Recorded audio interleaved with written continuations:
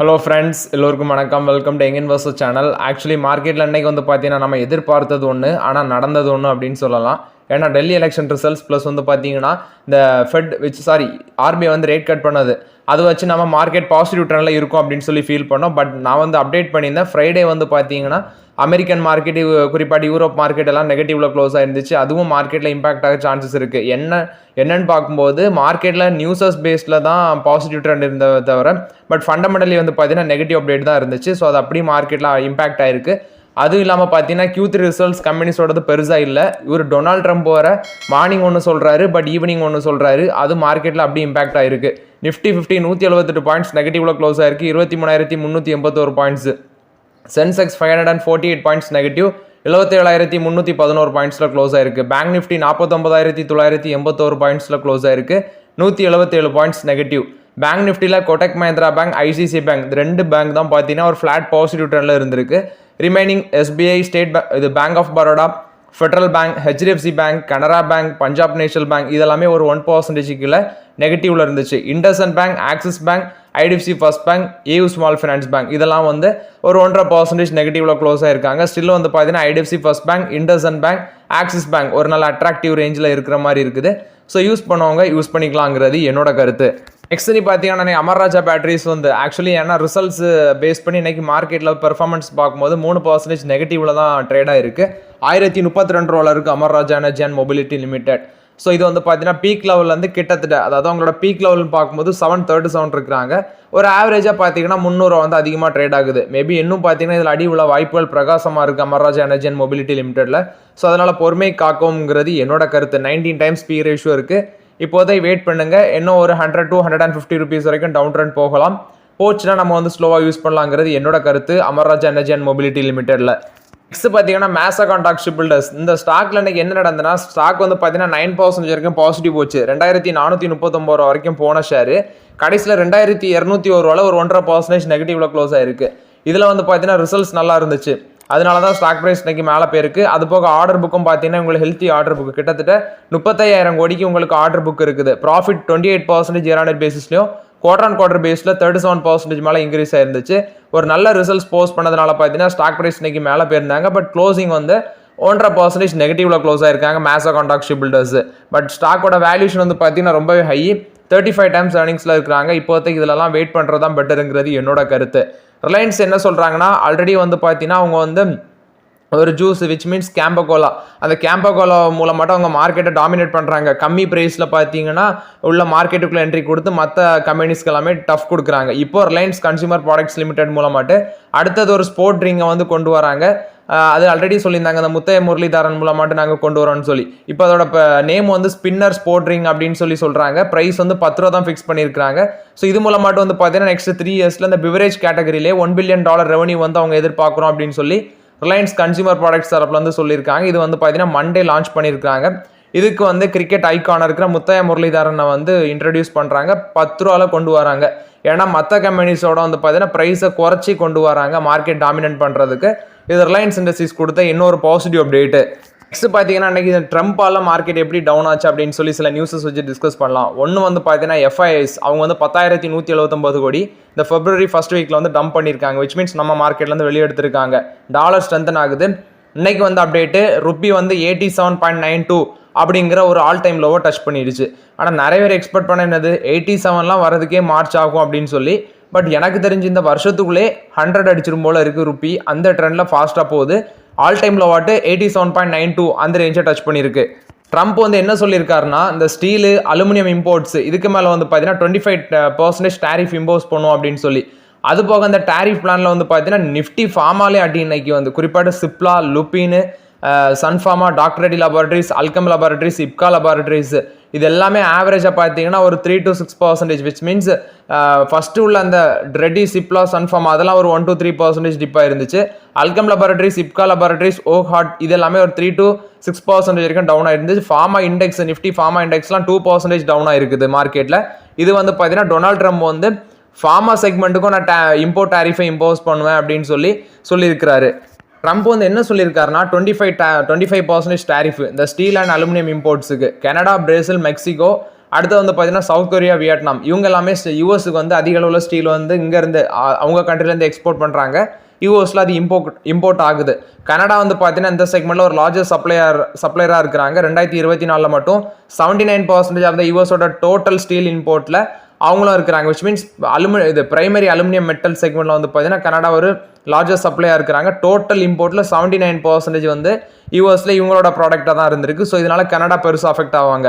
Mexico வந்து பார்த்தீங்கன்னா aluminium scrap, அடுத்து வந்து அலுமினியம் அலாய், இதில் வந்து மேஜர் சப்ளையராக இருக்கிறாங்க யூஎஸில். ஸோ இதனால் நீ JSW steel, Tata steel, Hindalco, other steel related products எல்லாமே பார்த்தீங்கன்னா ஆவரேஜாக ஒரு 3 to 4% அடி வாங்கியிருந்தாங்க. டாடா ஸ்டீல் வந்து ஸ்டீல் செக்மெண்ட்டில் ஏதாவது வாய்ப்புகள் இருப்பான்னு கேட்பீங்க. டாடா ஸ்டீலில் வந்து கொஞ்சம் வெயிட் பண்ணுங்கள். 100 கீழே வரும்போது டிஸ்கஸ் பண்ணலாங்கிறது என்னோட கருத்து. இப்போதைக்கு டாடா ஸ்டீல் வந்து கொஞ்சம் அதிகமாக தான் இருக்குது. இந்த டேரிஃப் இம்போஸ் பண்ணு அப்படிங்கிற அனௌன்ஸ்மெண்ட்னால வந்து இந்தியன் ஸ்டீல் இண்டஸ்ட்ரி என்ன சொல்கிறாங்கன்னா, விச் மீன்ஸ் ஸ்டீல் செக்ரட்டரி, அது வந்து பார்த்தீங்கன்னா பெருசாக நம்ம இந்தியன் ஸ்டீல் இண்டஸ்ட்ரிக்கு இம்பாக்ட் ஆகாது அப்படின்னு சொல்லியிருக்காங்க. இன்னொரு ஆர்டிகல் என்ன சொல்லுது அப்படின்னு சொல்லி பார்க்கும்போது, டொனால்ட் ட்ரம்ப் வந்து இந்த ஸ்டீல் அலுமினியம் இம்போர்ட்டுக்கு டேரிஃப் வந்து போடாரு அப்படின்னா இந்தியாவோட எக்ஸ்போர்ட் $1 பில்லியன் வேல்யூ உள்ள ஸ்டீல் எக்ஸ்போர்ட் வந்து பார்த்தீங்கன்னா ரிஸ்கில் அமையுது அப்படின்னு சொல்கிறாங்க. அதாவது 2024 11 monthsல இந்தியாவோட அலுமினியம் எக்ஸ்போர்ட் வந்து $707 பில்லியன் இருக்குது யூஎஸ்க்கு. 11.5% ஆஃப் த கண்ட்ரியோட டோட்டல் எக்ஸ்போர்ட், அதாவது கண்ட்ரியோட டோட்டல் எக்ஸ்போர்ட் 2023 $6.7 trillion இருந்திருக்கு. அதில் வந்து பார்த்தீங்கன்னா 11.5% இருக்குன்னு சொல்கிறாங்க. இப்போ $1 billion worth of Indian export வந்து பார்த்தீங்கன்னா கொஞ்சம் ரிஸ்கில் வருதுன்னு சொல்கிறாங்க. பட் இந்தியன் ஸ்டீல் இண்டஸ்ட்ரியோட செக்ரட்டரி என்ன சொல்கிறாருன்னா, இது பெருசாக இம்பாக்ட் ஆகாது அப்படின்னு சொல்லியிருக்காங்க. பட் இன்னைக்கு ஒரு ப்ரெஷரில் பேனிக்கில் மார்க்கெட்டில் ஸ்டீல் கம்பெனிஸ் எல்லாம் அடிச்சிருக்காங்க. ஸோ வெயிட் பண்ணி பார்க்கலாம் என்ன நடக்குது அப்படின்னு சொல்லி. நெக்ஸ்ட் பார்த்தீங்கன்னா ஈச்சர் மோட்டார்ஸோட ரிசல்ட் சொல்லியிருக்காங்க. ப்ராஃபிட் 17.5% இன்க்ரீஸ் ஆயிருக்கு, 1170 கோடியாக இருக்குது. ரெவன்யூ ஃப்ரம் ஆப்ரேஷன் 19% இன்க்ரீஸ் ஆயிருக்கு, 4973 கோடியாக இருக்குது.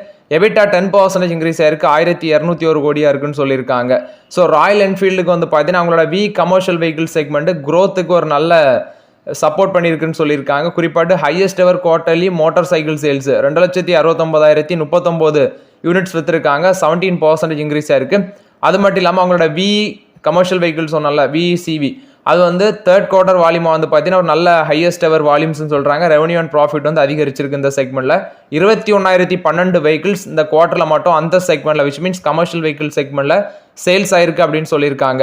கமர்ஷியல் வெஹிக்கிள் செக்மெண்ட்டில் வந்து பார்க்கும்போது ரெவன்யூ 5,801 கோடி, 6% அதிகரிச்சிருக்கு. எபிட்டா 16% இன்க்ரீஸ் ஆயிருக்கு. நெட் ப்ராஃபிட் இந்த செக்மெண்ட்டில் 44% அதிகரிச்சிருக்குன்னு சொல்லியிருக்காங்க. அது மட்டும் இல்லாமல் அவங்களோட ஹண்டர் 350 அதோட சேல்ஸும் 5 லட்சத்தை தாண்டிடுச்சு அப்படின்னு சொல்கிறாங்க. ஸோ இது மட்டத்தோட நிறுத்தது இல்லாமல் அவங்க வந்து எலக்ட்ரிக் வெஹிக்கிள் செக்மெண்ட்டுக்குள்ளேயும் ஃபோக்கஸ் பண்ணுறாங்க. குறிப்பாட்டு ஃப்ளையிங் ஃப்ளீ அப்படிங்கிற எலக்ட்ரிக் மொபிலிட்டி செக்மெண்ட்லேயும் ஃபோக்கஸ் பண்ணுறாங்க. குவால்காம் டெக்னாலஜிஸ் கூட வந்து பார்த்தீங்கன்னா பார்ட்னர்ஷிப் பண்ணி ஒர்க் பண்ணிட்டு இருக்கிறோம் நெக்ஸ்ட் ஜென்ரேஷன் எலக்ட்ரிக் மோட்டார் சைக்கிள்ஸுக்கு அப்படின்னு சொல்கிறாங்க. ஸோ ஓவரால் இது வந்து ஈச்சர் மோட்டார்ஸ் போஸ்ட் பண்ண ரிசல்ட்ஸ் அப்டேட். ஸ்டாக் ப்ரைஸ் 5,385 இருக்குது. 34 times ஏர்னிங்ஸில் இருக்கிறாங்க. நியர்லி 52 வீக் ஹைலேருந்து பார்த்தீங்கன்னா ஒரு 400 சம்திங் வந்து குறைஞ்சி ட்ரேட் ஆகுது. பட் ஸ்டில் கொஞ்சம் ஓவர் வேல்யூடாக இருக்கிறதுனால இப்போதைக்கு ஈச்சர் மோட்டார்ஸ் பக்கம் போக வேண்டாங்கிறது என்னோட ஒப்பீனியன். பட் நல்ல ரிசல்ட்ஸ் போஸ்ட் பண்ணியிருக்கிறாங்க ஈச்சர் மோட்டார்ஸ். ரிசல்ட்ஸ் பார்த்தீங்கன்னா நல்லா இருந்தாலும், ஆனால் ஆர்டிகிள் என்ன மென்ஷன் பண்ணுறாங்கன்னா, எஸ்டிமேஷனை விட வந்து பார்த்தீங்கன்னா கொஞ்சம் மார்ஜினலி வந்து எஸ்டிமேட் பண்ணதை விட குறைஞ்சிருக்கு அப்படின்னு சொல்லியிருக்கிறாங்க. பட் மார்க்கெட்டில் இது எப்படி இம்பாக்ட் ஆகுதுன்னு சொல்லி வெயிட் பண்ணி தான் பார்க்கணும். வருண் பிவரேஜஸோட ரிசல்ட்ஸ் வந்திருக்கு. ப்ராஃபிட் 40% இன்க்ரீஸ் ஆயிருக்கு, 185 கோடின்னு சொல்கிறாங்க. அது போக ரெவன்யூ ஃப்ரம் ஆப்ரேஷன் 3,817 கோடி, 40% இன்க்ரீஸ் ஆயிருக்கு. எபிட்டா 39% இன்க்ரீஸ் ஆயிருக்கு, 580 கோடி. எபிட்டா மார்ஜின் ஃப்ளாட்டாக இருக்குது, 15.7%. 50 காசு டிவிடெண்ட் கொடுக்குறாங்க. அதுக்கு போர்டு வந்து அப்ரூவலும் கொடுத்துருக்காங்க. போர்டு அப்ரூவல் கொடுத்துருக்காங்க. ப்ளஸ் வந்து ஷேர் ஹோல்டர்ஸ் அப்ரூவல் வந்து பார்த்தீங்கன்னா அதுக்காண்டி வெயிட் பண்ணுறாங்க. After the share holders approval அதுக்கான ரெக்கார்ட் டேட் வரும்னு சொல்கிறாங்க. அதுபோக பார்த்தீங்கன்னா சவுத் ஆஃப்ரிக்கா, நமீபியா, போட்ஸ்வான்ஸா, நெக்ஸ்ட் வந்து மொசாம்பிக், மடகாஸ்கர், இங்கெல்லாமே பார்த்தீங்கன்னா அவங்களோட டிஸ்ட்ரிபியூஷன் செக்மெண்ட்டை க்ரோத் பாதையில் கொண்டு போகிறாங்க. அதுபோக அவங்களோட வால்யூம்ஸ் வந்து, அதாவது வால்யூம் 14.4% இருக்குது. கன்சாலிடேட்டட் வால்யூம் வந்து 23.2% இன்க்ரீஸ் ஆயிருக்கு. சவுத் ஆஃப்ரிக்காவில் அவங்களோட சேல்ஸ் வந்து 12.5% இன்க்ரீஸ் ஆயிருக்கு அப்படின்னு சொல்லியிருக்காங்க. ஸோ ரிலையன்ஸ் வந்து பார்த்தீங்கன்னா இப்போ இவங்களுக்கு கொஞ்சம் டஃப் கொடுப்பாங்கன்னு நான் ஃபீல் பண்ணுறேன். ஏன்னா அவங்க வந்து அந்த ஜூஸ் ப்ரைஸ் வந்து பார்த்தீங்கன்னா கம்மியாட்டு கொண்டு வராங்க. இவங்க விற்கிறத விட அவங்க கம்மியாட்டு விற்கிறதுனால இவங்களுக்கு ஒரு டஃப்னஸ் மார்க்கெட்டில் இருந்துட்டு தான் இருக்கும். அது மட்டும் இல்லாமல் ஒரு ஷேர் பர்ச்சேஸ் அக்ரிமெண்ட் வந்து Tanzania Ghana business of PepsiCo அங்கே வந்து பார்த்தீங்கன்னா அதாவது தான்சானியா கானா அந்த 2 ஏரியாலையும் பெப்சிகோ பிஸ்னஸை வந்து ஷேர் பர்ச்சேஸ் அக்ரிமெண்ட் போடுறதுக்கு அக்ரிமெண்ட் சைன் பண்ணியிருக்காங்க. விச் மீன்ஸ் அந்த பிஸ்னஸ் அக்யூசிஷன் பண்ணுறதுக்கு. ஸோ வருண் பெவரேஜஸ் இந்த குவார்ட்டரில் ஒரு 7500 கோடி குவாலிஃபைட் இன்ஸ்டிடியூஷனல் பிளேஸ்மெண்ட் மூலமாட்டு ஃபண்டும் ரைஸ் பண்ணியிருந்தாங்க. 50 காசு டிவிடெண்ட் கொடுக்குறாங்க. ரிசல்ட்ஸ் கொஞ்சம் பெட்டராக தான் இருக்குது. 543 ரூபா இருக்குது ஷேர் ப்ரைஸு. இதில் என்ன ஒன்று கவனிக்க வேண்டியதுன்னா இப்போதைக்கு இதில் ஆப்பர்ச்சுனிட்டி இருக்கானா வாய்ப்புகளே இல்லை. ஆல்ரெடி நல்ல ரிட்டர்ன்ஸ் கொடுத்துருக்காங்க அந்த பங்கு. ஆனால் என்னன்னா 73 டைம்ஸ் ஏர்னிங்ஸில் இருக்கிறாங்க. இப்போதைக்கு வேடிக்கை மட்டும் தான் பார்க்க முடியும் இந்த பங்கில். ஆல்ரெடி வச்சுருக்கவங்க ஹோல்ட் பண்ணலாங்கிறது என்னோட கருத்து. கில்லட் இந்தியாவோட ரிசல்ட்ஸ் வந்திருக்கு. நெட் ப்ராஃபிட் 21% இன்க்ரீஸ் ஆயிருக்கு. போர்டு வந்து இன்ட்ரீம் டிவிடெண்ட் அனௌன்ஸ் பண்ணியிருக்காங்க. இதில் ப்ராஃபிட் 21.1% இன்க்ரீஸ் ஆயிருக்கு. 125 கோடியாக இருக்குது. ரெவன்யூ ஃப்ரம் ஆப்ரேஷன் 7.2% இன்க்ரீஸ் ஆயிருக்கு. கிட்டத்தட்ட 685 கோடியாக இருக்குது. 65 ரூபா டிவிடெண்ட் கொடுக்குறாங்க. ஃபேஸ் வேல்யூ 10 ரூபா இருக்குது. ஸோ 65 ரூபா பார்த்தீங்கன்னா இன்ட்ரீம் டிவிடெண்ட் கொடுக்குறாங்க. Record date 19 February, payment date March 7 அப்படின்னு சொல்லி மென்ஷன் பண்ணியிருக்காங்க. ஸோ ஓவர்லாட் இது வந்து கில்லட் இந்தியா போஸ்ட் பண்ண ரிசல்ட்ஸ் அப்டேட். ஸ்டாக் ப்ரைஸ் வந்து பார்த்தீங்கன்னா 8700 ரூபாய்க்கு மேலே இருக்குது. பட் இதெல்லாம் வேல்யூஷன் அதிகமாக இருக்கும். இப்போதைக்கு இதெல்லாம் ஃபோக்கஸ் பண்ண முடியாது. இது வந்து கில்லட் இந்தியா போஸ்ட் பண்ண ரிசல்ட்ஸ் அப்டேட்டு. இன்னைக்கு ஃபார்மா செக்டர்லையும் பார்த்தீங்கன்னா ஒரு அடி விழுந்துருந்துச்சு. இப்போ நாட்கோ ஃபார்மா என்ன சொல்கிறாங்கன்னா அவங்களோட ஹை பிளட் ப்ரெஷர், குறிப்பாட்டு லங்ஸில் இருக்க ஹை பிளட் ப்ரெஷர், அதுக்குள்ள ஒரு ட்ரீட்மெண்ட்டுக்குள்ள ஒரு டேப்லெட்டுக்கு வந்து யூஎஸ் எப்படி அப்ரூவல் கொடுத்துருக்காங்க அப்படின்னு சொல்கிறாங்க. அதோட நேம் போசன்டன் டேப்லெட்ஸ் அப்படின்னு சொல்கிறாங்க. இது வந்து நாட்கோ ஃபார்மாவுக்கு ஒரு பாசிட்டிவ் அப்டேட்டாக இருக்குது. இந்த டேப்லெட்டுக்கு வந்து பார்த்தீங்கன்னா யூஎஸ் எப்படி அப்ரூவல் கொடுத்துருக்காங்கன்னு சொல்லியிருக்காங்க. இது வந்து நாட்கோ ஃபார்மா பொறுத்த வரைக்கும் அப்டேட்டு. ஆர்பிஎன்எல் வந்து ஒரு ரயில்வே ப்ராஜெக்ட்டுக்கு வந்து லோவஸ்ட் பிட்டராக இருந்து ஒரு 211 கோடி ஒர்த் ஆஃப் கான்ட்ராக்ட் வந்து நாங்கள் வின் பண்ணியிருக்கிறோம் அப்படின்னு சொல்லி ஆர்பிஎன்எல் தரப்புல வந்து சொல்லியிருக்கிறாங்க. நெக்ஸ்ட் பார்த்தீங்கன்னா எல்ஐசி வந்து சில ஸ்டாக்ஸில் வந்து ஆட் பண்ணியிருக்கிறாங்க. சில எக்ஸிஸ்டிங் ஸ்டாக்ஸில் ஆட் பண்ணியிருக்காங்க. ஃப்ரெஷ்ஷாக சில ஸ்டாக்ஸ் ஆட் பண்ணியிருக்கிறாங்க. சில ஸ்டாக்ஸில் ரெடியூஸ் பண்ணியிருக்காங்க. சில ஸ்டாக்கை ஃபுல்லி எக்ஸிட் பண்ணியிருக்காங்க. அது என்ன அப்படின்னு சொல்லி பார்க்கும்போது ஃபர்ஸ்ட் அவங்களோட போர்ட்ஃபோலியோவில் ரெடியூஸ் பண்ணது Tata power, HL technologies, Infosys, அடுத்து வந்து TCS, Divi's laboratories, ICICI bank, Sun Pharma, Vedanta. இதில் எல்லாம் பார்த்தீங்கன்னா ஸ்டாக்கோட பர்சன்டேஜை குறைச்சிருக்காங்க. விச் மீன்ஸ் ஸ்டேக்கை வந்து ரெடியூஸ் பண்ணியிருக்காங்க. ஃப்ரெஷ் என்ட்ரி அவங்க எடுத்தது OCCL லிமிடெட், RBL பேங்க், அடுத்து RBL bank, Ramakrishna forgings, Cochin shipyard, NTPC green energy, Hyundai Motors India. இதில் எல்லாமே ஃப்ரெஷ் என்ட்ரி எடுத்திருக்கிறாங்க. ஃபுல்லாக எக்ஸிட் பண்ணது HPL, HPCL, Rajesh Export, Simon, Shriram Finance, Jet Airways, Strides Pharma, Gujarat Industries Power, Bombay Dyeing. இதில் எல்லாமே நாங்கள் வந்து ஃபுல்லி எக்ஸிட் பண்ணியிருக்கோம் அப்படின்னு சொல்லியிருக்காங்க. ஸோ இந்த Q3ல வந்து பார்த்தீங்கன்னா கிட்டத்தட்ட 19400 கோடி ஒர்த் ஆஃப் ஷேர் வந்து வாங்கியிருக்காங்க. ஆனால் அது Q1ல 23516 கோடியாக இருந்துச்சு.